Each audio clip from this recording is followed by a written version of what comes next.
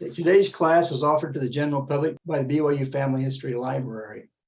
Our presenter is Jerroleen Sorensen, whose topic today is putting your ancestors into historical context, social history and genealogical research, which is a fascinating topic and very helpful in helping you find people because you find where they are and find about their circumstances, which adds a little more insight into the lives they lived, and is one of my particular interests, is not just putting names in, but finding out what were they doing, what was going on in that time. And so we appreciate Sister Sorensen for her efforts and her willingness to teach us what she has learned. We'll now turn the time over to Sister Sorensen. Thank you. So let me share my screen here. Okay. So today the class is about putting your family history into context, as it has been recently. We've been doing several of these types of webinars on social history and family history in context. So this one is about basically how to take your family and put them into the milieu that they lived in. So you might ask, what is social history? Social history is actually the study of past events in human affairs from an individual point of view. So when we think of history, we often think of its politics and wars and, you know, the great people who lived in the past and how they affected things as things went on during their time period. But social history, in my mind, is in certain ways more interesting than that. If you know the basic history of things, you get underneath that big stuff. You look at how the general public lived. How did people live in that time period? And what did they do? And so social historians have been working on these things since about really seriously since the 60s. And it's become actually a field. There's an actual field of social history now. For some time, people were kind of poo-pooed if they wanted to do social history, but now people are realizing more and more that it actually is, in certain ways, the important part of humanity. And so it's much more inclusive. And if you as a genealogist can delve into social history, you'll find that you'll understand not only the actual overarching history of those times that your ancestors were living, but also how those great events shaped their lives. And it will also teach you how your family members actually lived from day to day. So what does it do for us genealogists? It makes genealogy fun. I personally think it's just wonderful and so much fun. And it turns genealogy from genealogy into family history. And I think that's really important. It also, if you teach your grandchildren, I've told some of my grandchildren's stories and my sons that I've discovered, and they've discovered some things that they've told me. And it's just, it makes you feel part of something important, more important than just the little things that are going on in our lives. And also there's been studies that have shown that younger generations, when they are taught the stories from the past of their ancestors, sometimes even if they're not, great heroic type stories, which most of us don't have, they actually do better in their choices as younger people. They do better and they feel better about themselves. They have more self-esteem and they just feel more connected to their own families and to everything that goes on in their lives, because they see that, oh, maybe I'm not the only person that something bad ever happened to. It also gives us new perspectives and understandings about our ancestors. Sometimes we look at somebody and we say, oh my gosh, that guy was illegitimate. What was his mother doing? Well, if you look into it and you find out what exactly was going on at the time and why she might have not been able to get married, or why she wouldn't have been married, or why it was something that, she just maybe could not really do. Maybe she couldn't be a fine, upstanding citizen because of certain things that were happening in her town. It's one of those things. Maybe she even was raped. new pathways for your family research project to be uncovered. So if you are one who likes to do that sharing and writing, it can lead you into new writing. I just found some interesting stuff that I'm going to write about my great grandmother who came across the plains as a little girl. I'm going to write about her family. That some things that I was reading that I just discovered about them, and I think it's going to be really fun to write a little story about that. And then also it lets you share your research with people in fun ways, and also gives them a connection to you and to your ancestors, those of your family who maybe don't know what you've already found. So there are lots of reasons why we want to do this as genealogists. So if you do look into social history, what can you learn? You can learn about the life cycle of the people that were living in the past, their birthing customs, health, medicine, so many things about just their general lives at home, and what they wore, what they used to clean the house with, how much whiskey they like to drink, things like that. You can find a lot about what they did for work. Were they miners? How dangerous was it for them to do the work they did? Did they work on a wharf loading ships? Were they part of ship's crews? What did they do? About their relationships. Again, morality is different now than it was then in the past, and different here than it was in other places. So, if you had ancestors that lived in certain places, you might discover things that would maybe be shocking to you, but that was their place and not ours. So we can learn to understand things better, what actually went on with our ancestors' relationships. And it can actually, when we see their problems, it can sometimes mitigate our prejudices against them. Also, community life. It's always fun to read about people's holiday traditions, to people's educational backgrounds. What languages did they speak? Learn the language of the person that you are researching a little bit. What kinds of things were happening in their town? Were there a lot of protests? Were there labor unions that were rising up against the government? What was happening? Life-changing events in an even bigger sense, like World War II. I've had several relatives who were actually killed in World War II. And how did that affect their families to have a son or two sons or three sons killed in a war? What did it do for those women who were in Eastern Germany when the Russians came in and conquered that area? And how did that change their lives? So how do I go about learning these things? Well, as usual in genealogy, we ask questions, and then we try to find the answers by research. So basically, it's just asking questions and finding answers. So this is a list of good questions, and these will be on the handout, so you don't necessarily have to write them down, but these are, if you can answer these questions, you'll probably answer a lot of interesting facts. You'll find a lot of interesting facts about people in general in that time period, and also about people, your own specific people. So I always like to find the at least approximate address of the family, at least the street they lived on, or the close area in the neighborhood, whatever I can find. And I find that if I do that, it's like one of the first steps. And then when I find that, then I can ask, what was their street? What was their house? What was their neighborhood? What was their city like? And find those answers. How much money? And you can look at that in past, and you can find what that would translate into today's currency. How much money did they earn? Did they make a lot of money? Did they make just a very small pittance? How much money would a typical person that was say an underlooker in a mine in Lancashire earn in the 1800s or mid 1800s? What was their profession? How did they earn their money? And how did they spend their money? What did they spend it on? What kinds of things would people in those time periods buy? They couldn't go out and go get ice cream, so what did they buy?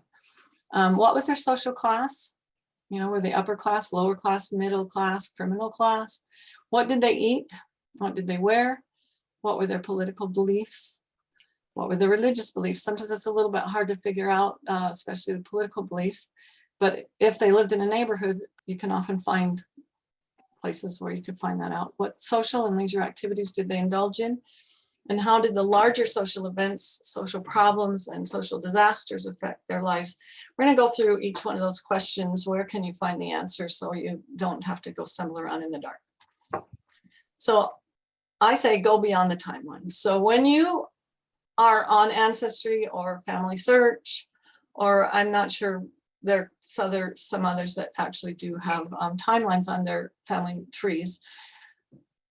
You look at that and think, okay, now I know the history of that person, or I know what was going on at the time that they were living. Yeah, but that's what we're talking about. That's the scope. That's the general overarching scope of what their history would be like. So you have to go beyond the timelines. You can't just think that just because you've read the timeline, you know what is all going on.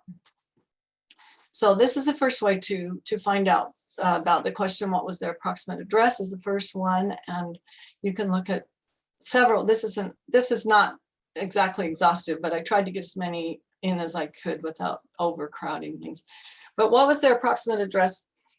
You can find them all on census records in most types of censuses. Not all censuses have the exact address, but like, for example, the 1911 census in Britain had the exact address, and the only people that were on the page were that particular family. So it's very easy to find their address. Some of them are covered up by a green highlight, but you can see underneath it. It's not like it's actually hidden.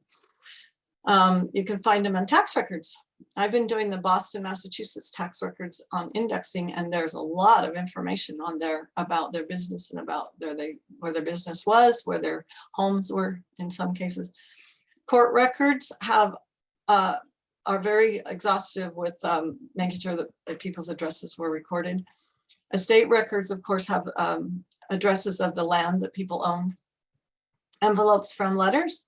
Don't throw the envelopes away. They've got the addresses of the people who were writing them and who got them. Electoral records in England particularly are very, very helpful for finding exact addresses of people.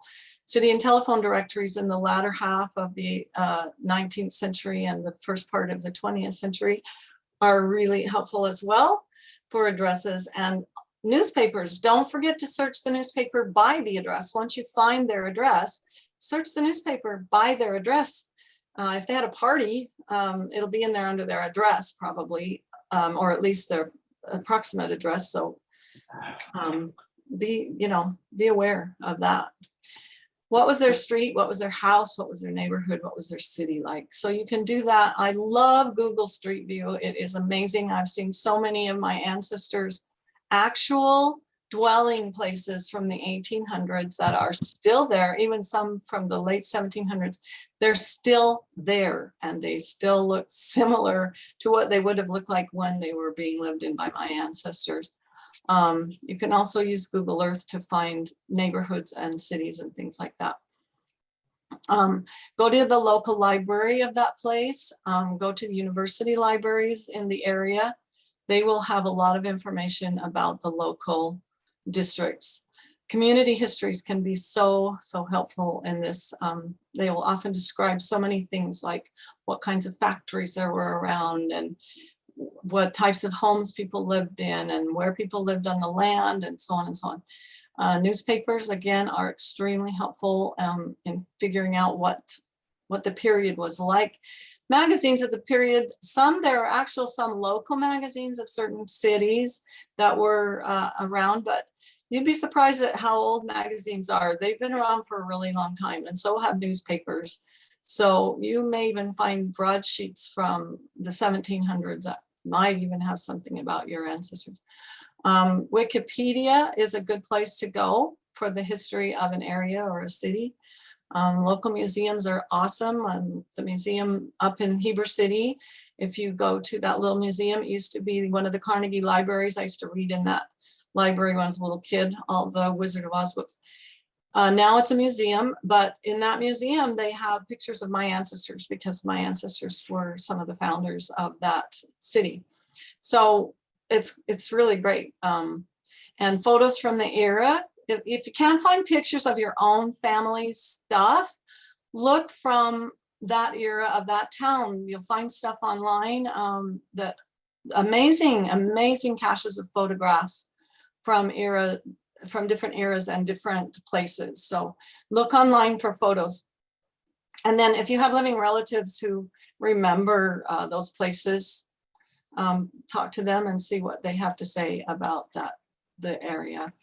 How much money, both their currency and our currency, did they earn?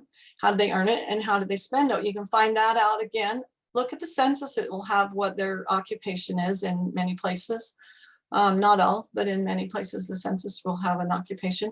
Look at their tax records. That also will often have occupations. Websites that talk about different things. So if you had, for example, cotton weavers, look on the websites that talk about that particular occupation. What did they do? Where did they work?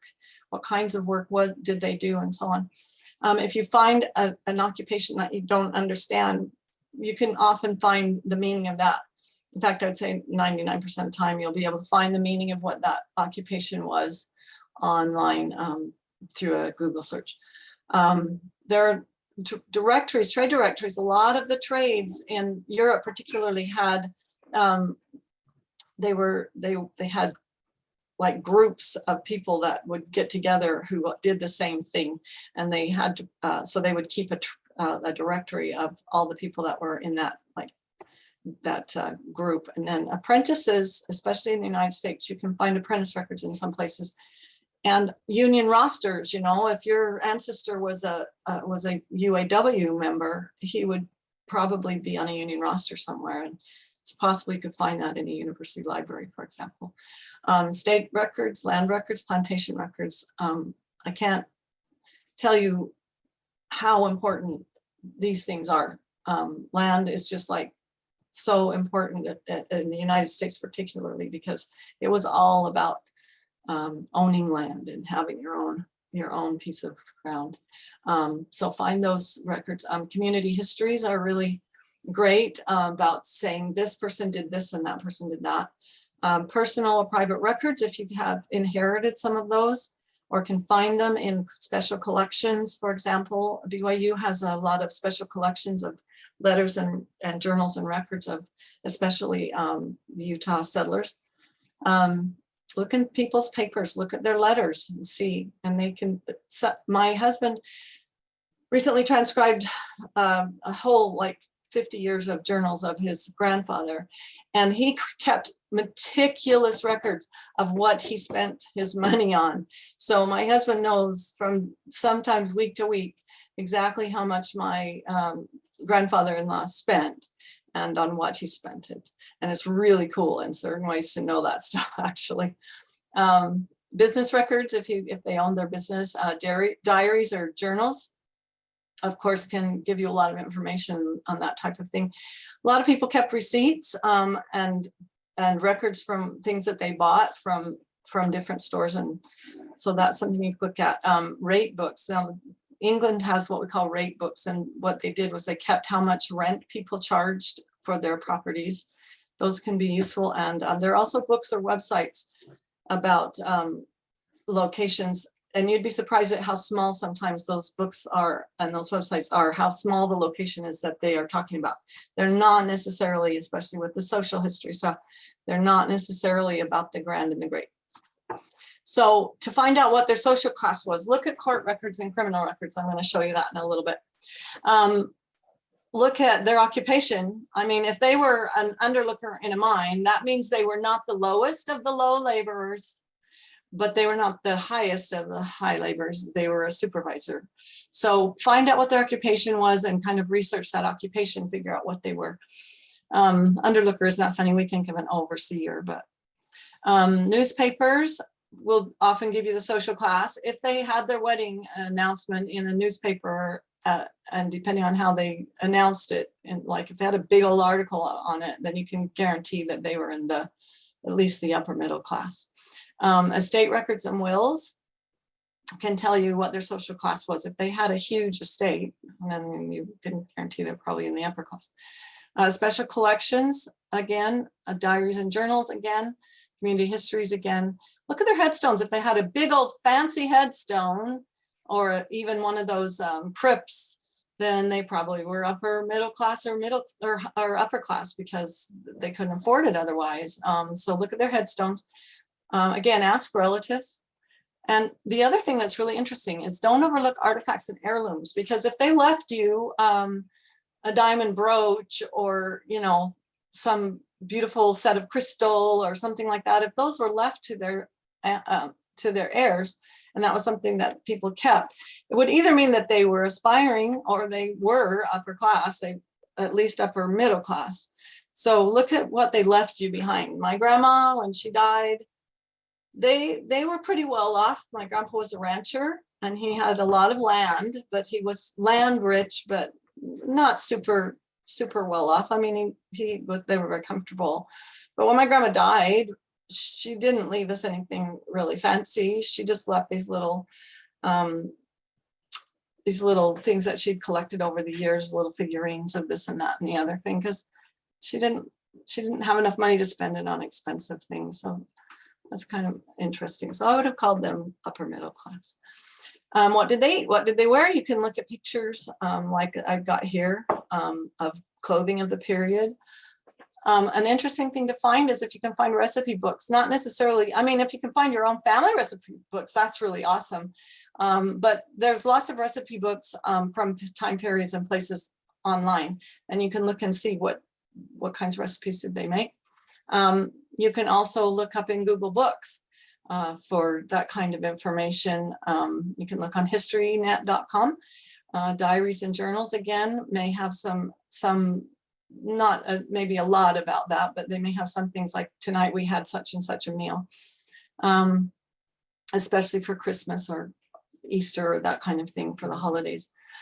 Newspaper advertisements, believe it or not, that's what those people would have eaten. So what they advertised in the newspaper is what they would have bought, what they would have worn. So check out the newspapers in general, just for the advertisements, and check out the magazines as well, because those magazines would have been, they will wear the clothes that those people wore. They will have recipes of what the people were wanting to eat.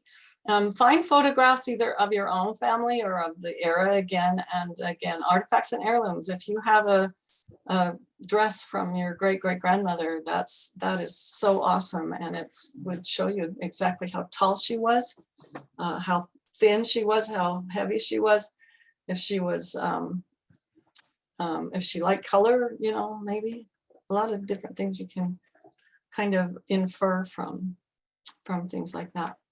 So what were their political beliefs? This is a little bit harder in certain ways, but if you can find the electoral records, sometimes they will tell you in the United States, particularly what party they belong to, and then you can research the party at that time. Now, don't believe that just because somebody was a Democrat in 1860 that they had the same values as the Democrat of 1960. So things change a great deal politically, especially in the United States.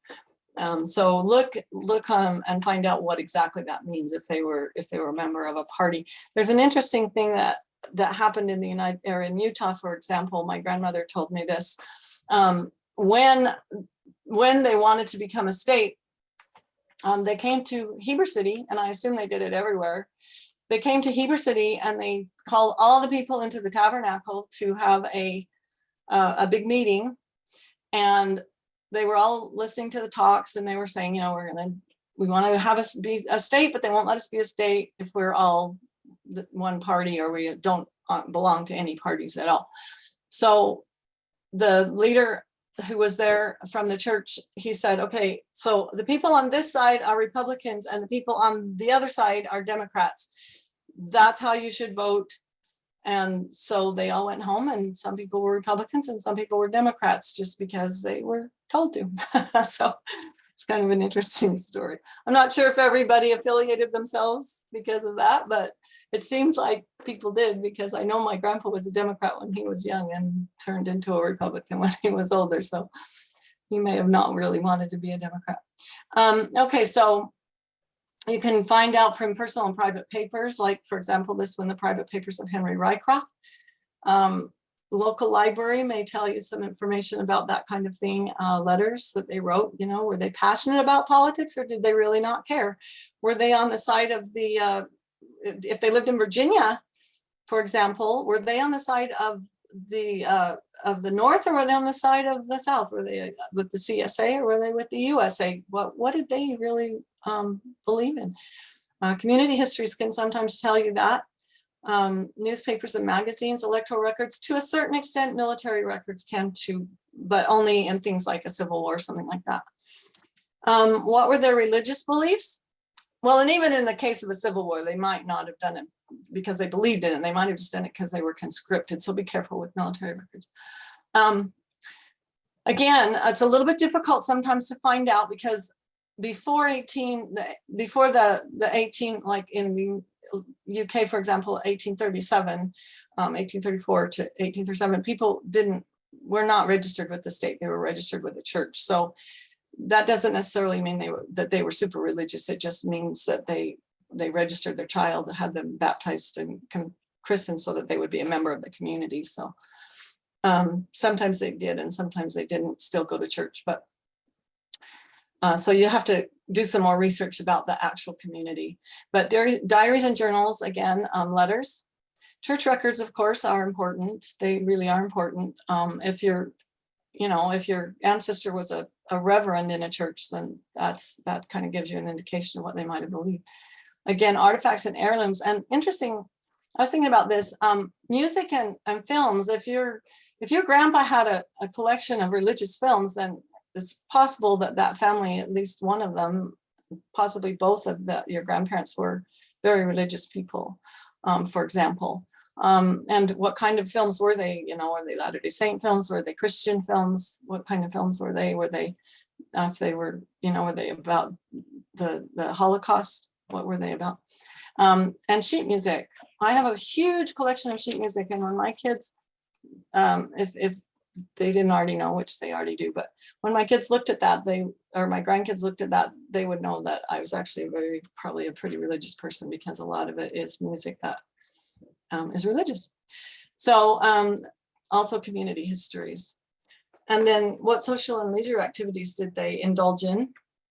Again, this is more general. You might, in certain ways, you might be able to find out from their own personal papers and diaries and so on, what kinds of things they did. But look at the local library, look at court records, look at community histories. You can look at their school records, find their school records if you can.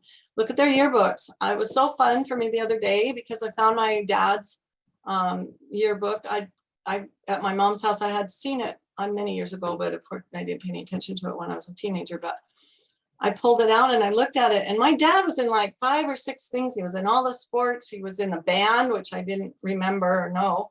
And it was just really awesome. So that's fun. Books or websites. A lot of yearbooks, by the way, are online now. You can find a lot of yearbooks online. Books or websites about the social history of the location can be helpful. Relatives, again, can be helpful. Clubs, societies, and social group records. My husband was able to go up to the university in Logan, Utah State, and he found a record of his grandfather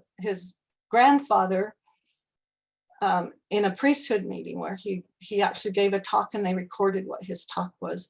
So that was really, really cool. How did the larger social events affect their lives? And that, again, you're going to go to more general things, but you can also look at hospital records. Were they wounded in a battle or something like that? They'll be in a hospital record somewhere, probably. The Civil War has really great records. There's a lot of really good records that you can look up. And so does World War I and World War II. I was able to find my great grandfather's Waterloo battle records, and he got a medal in that battle. Was awarded a medal in the Battle of Waterloo. So, and we know what unit he was in, and so we've looked up histories about that unit and what the unit did in that actual battle. It was really fun. So military histories. There's a website called Gen Disasters that has a lot of information about natural and man-made disasters of the world over. in the past. Museums, bastardy records. This one's kind of in England, they call them bastardy records. In some places in the United States as well, they're bastardy records. They're actually records of illegitimacy. What they do is they often will give you the dad.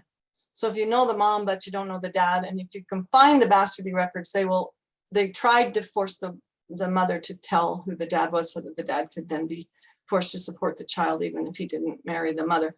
So that's actually a good record in a certain way. So I didn't know exactly where to put it, but maybe, I don't know, because of social events, I'm not sure. But anyway, I put it here because in that area where my one great grandmother was living, she had 8 children out of wedlock. And so I think that actually had to do more with that area because there were so many illegitimate births in that area. And it seems like it was almost socially acceptable to have a child out of wedlock at that point, even in the early 1800s in that particular community.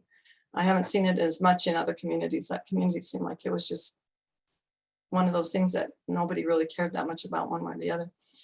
And then inquest records. How did a person die?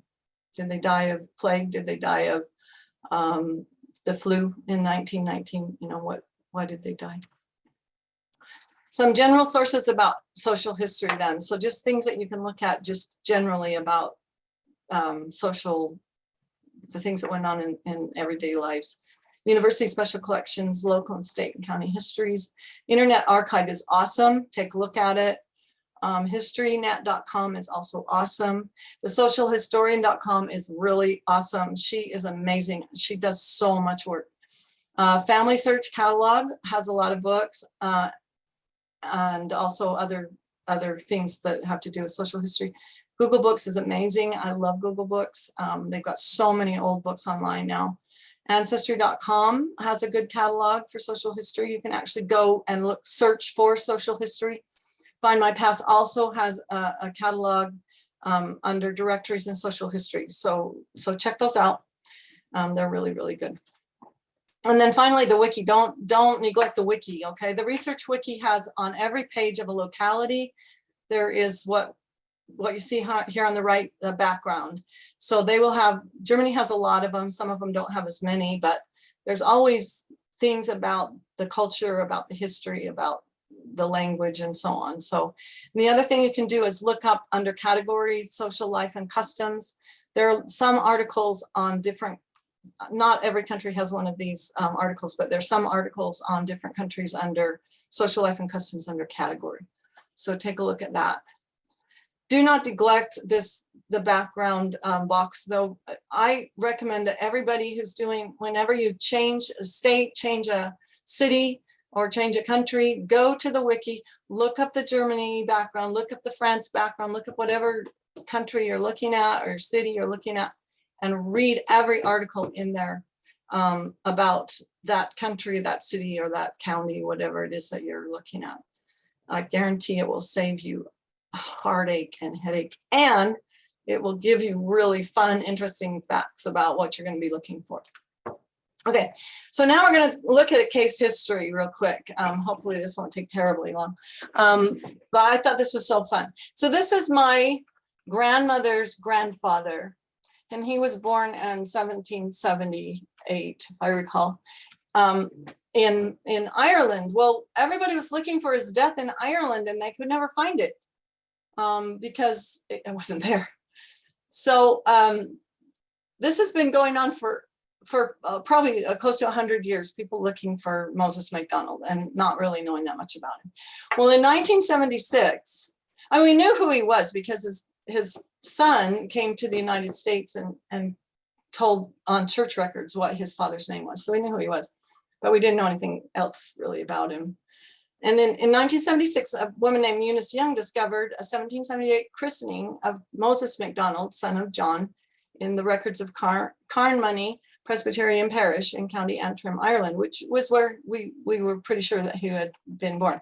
Now, this particular case study, I did not do myself because, as I say, it's been going on for years. It finally got solved. I found a couple of sources, but Larry McDonald found most of this evidence online, and other people found it in other places. So don't, it's not me. This is just fun. I thought you would enjoy it. Plus, it gives you some idea of how to do this. Okay, so there's his birth record. We know that Moses was married to Mary Glass because James said that they were, he himself was born in Ireland and in Crawfordsborn. Now this, I'm not going to read it all to you, but this is just a paragraph from a pamphlet kind of, it's not a long book, but it's called The Book of Moses by Marianne Wilcott MacDonald, who was related to me and to this James MacDonald. And she just wrote about their whole family. She wrote about this whole thing that I'm going to talk to you about once it was all found out. So where did she find out all that information? If we go back up there, you can see she talks about picturesque Crawfordsborn and a hardscrabble life and Irish peasants, and why did they decide to migrate to Scotland? Maybe because of political unrest and economic problems in Ireland. Well, how did she know all this stuff? How did Mary Ann, who wrote this, know all this information? It's because she did her research. And these are the kinds of things you can do. Now, this is just on Ireland, but you can do this for any place that has had histories written, and most places have had some kind of histories written. So there's the history of Ireland. There's Clan MacDonald. There's Genealogy, talks about Ireland, all of Ireland, and there's Genealogy, talks about Scotland, all of Scotland. So there's a lot of other places. This is just like a brushing against the surface of history in Ireland, in Northern Ireland and Scotland. And then a long time ago, this is fairly long time ago, James MacDonald, his son, and Sarah Ferguson, this is my grandmother's grandmother and grandfather. This woman, Isla Mae Fisher, actually wrote a history about him. It doesn't have much in it about Moses because she didn't know much about him, but what she did know, she wrote down. So there's some information there. Well, as it turns out, this particular broadside is, as I was saying, it's kind of like a newspaper in a certain way. It was found, and it's entitled The Life of Calcraft. It's actually written by an executioner in Scotland. And lo and behold, down here at the very bottom, you can't see it very well, but it says Moses MacDonald, and they spelled MacDonald with that little apostrophe, which is actually just it just takes out the C or the AC. And it gives his death date of June 6th. And so he was executed. Well, is this our MacDonald? Is this our guy? Was he actually executed in Scotland in 1812? Let's see. So the next thing is a journal comes up and a newspaper article. So Larry MacDonald discovered a journal by a man named John Muir that was the town clerk of Greenock, Scotland, where this man, Moses MacDonald, that was in this broadsheet, was hanged. And he found this journal that had, yes, Moses MacDonald was hanged there. And Friday, June 5th, although I believe it was June 6th, but I could be wrong. I can't see it very well. Moses MacDonald was executed at Greenock for housebreaking theft. And you're like, ooh, did I have a thief as a great grandfather? Well, so if you read this long article, it tells about how he was executed and why. So he apparently robbed the shop, broke into the shop of a man named James Jelly, who was a grocer, and stole a bunch of stuff. And they found out who it was, and they condemned him to death, and he was hanged. It tells about how the fact that when he was hanged, he was a heavy man and the cord broke and he fell down. His sister helped him into the church, where he waited for 45 minutes while they found a new rope and hanged him again. It's kind of not cool. Huh? So then I looked up, I found this particular thing. This is something I found, was the history of the town of Greenock. And it talks about the rope works there. And so there's another place that I was reading where it says that the rope that he was hanged by first actually was given to him in Edinburgh, and it wasn't really a hanging rope. And so where did they find the rope that they actually hung him with? In one of these rope works. And so I thought that was really fun. They actually made it there in Greenock. And then the place where he was hanged was demolished, and a sugar factory was put up there. And so they also had in there this thing about sugar factories in Greenock. So there's so much fun stuff you can find. This is actually a copy of the paper, the article in the paper that was done by Sir Walter Scott. And he just put together the Edinburgh Annual Register, and it's in 2 parts. This is in part 2. And I found this in Google Books and on archive.org. Google Books was a little bit easier to read because it wasn't like a scan of the original with the color behind it, but it's really, really, really interesting. If you have a chance and want to, I'll put this in the handout and you can take a look at it because it's just so fascinating. So then I did a Google search for the National Records of Scotland catalog, and they have all the criminal records, and I can send for these. I haven't done it yet because I just did it this week. But I can send for these records, and they will send me, these are the actual trial papers relating to Moses MacDonald, John Gray, and Alexander Gibson. And those are the 3 people who were accused of stealing all that stuff from that store. And it also gives the verdict against Janet Henry and John Gray and Moses MacDonald. And Gibson ran away. He never was, he didn't get into trial. Janet Henry, I think they did, I can't remember what they did for her, but she wasn't actually, I think she was deported. So these give the information, including the witnesses as well. Well, in that trial record and in other places, we're told that Moses MacDonald's wife was Mary Glass, and she was one of the witnesses for Moses MacDonald. So now, yes, we know this is our Moses MacDonald. We're pretty dang sure that this was, especially because in another record, it tells us that he was from Ireland and he moved to Scotland several years previously. So now we're like, okay, this is pretty sure. We got, how many independent sources did I say we needed? At least 2 to make an inference correct. In that last one that I did with you guys for inferences, 2 direct sources. And so now we have those. And a religious pamphlet tells us a bunch of things about what the witnesses of his execution saw. And this is from a reverend. Some of what he says, I'm really thinking is not probably true, because this was a religious tract. He made MacDonald into a kind of a monster, and that I don't think that was true according to all the other stuff I read. And then there's a book about the town called Old Greenock from the earliest times to the early part of the 19th century. And this is a really long, like 5 pages of information just about this. And it exonerates Moses MacDonald because it tells us that later it was found that the man that he stole this stuff from actually committed fraud.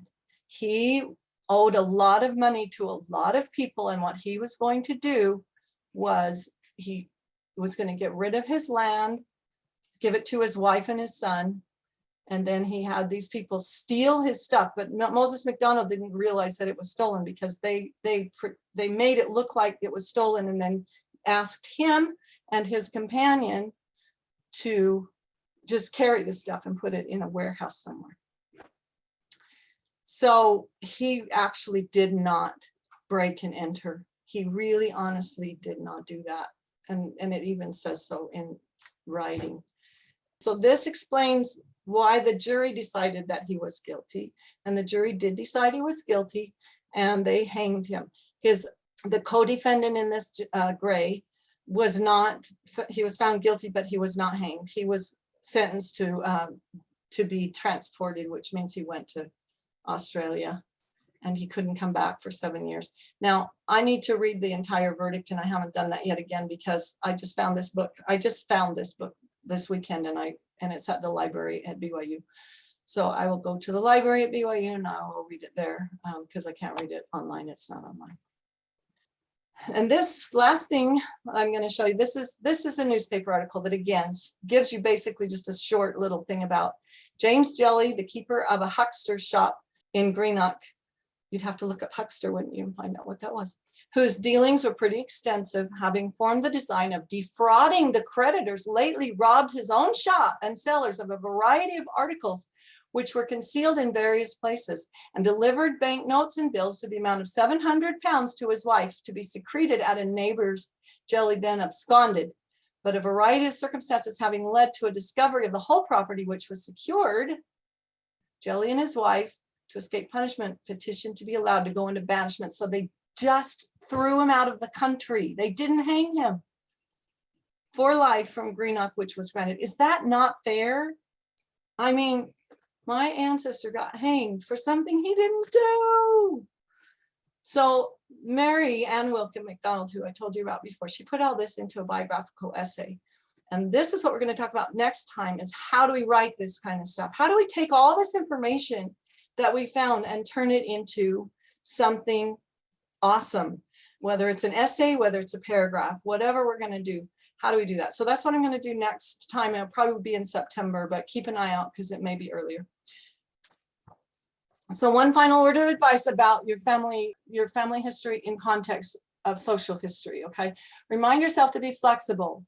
Look at everything. Don't think, oh, my ancestor wouldn't do that. So you have to be open-minded.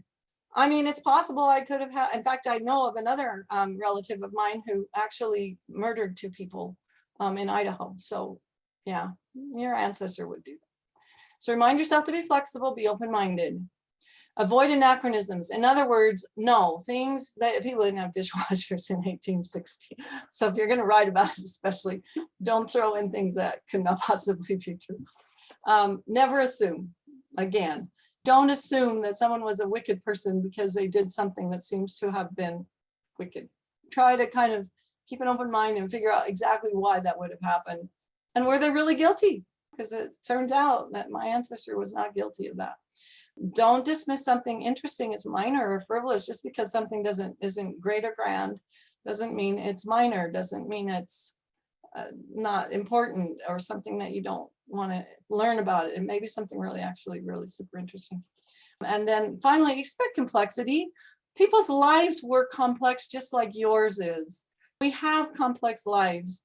And so expect and find the complexities in their lives and try to figure them out. And for those of us who are religious, I would say pray about these people so that you can actually get even more insight from the Spirit.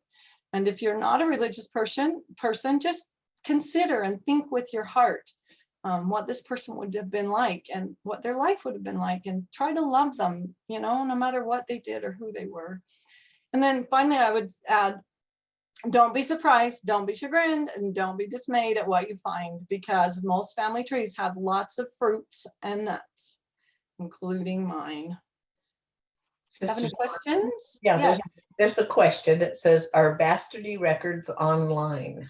Some are not. A lot of the ones from the United States, especially North Carolina, has a lot of them. Some other of the southern states have a lot of them. They tended to be in Catholic areas, but also you can find them in Protestant churches as well. If you are looking for them in England, Ancestry has some bastardy records online, and so does Find My Past.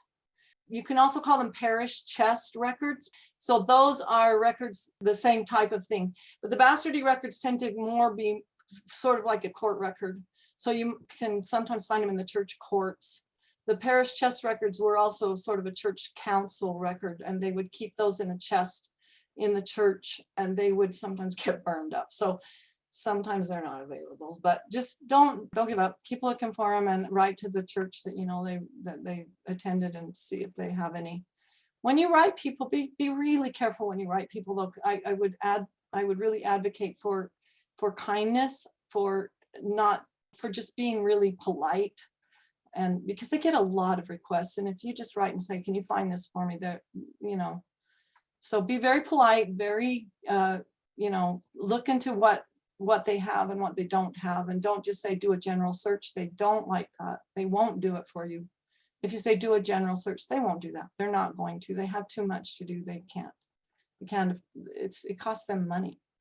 And even if they ask you to pay for it, it still probably won't. If they did a general search, it wouldn't pay for that amount of research. So be specific.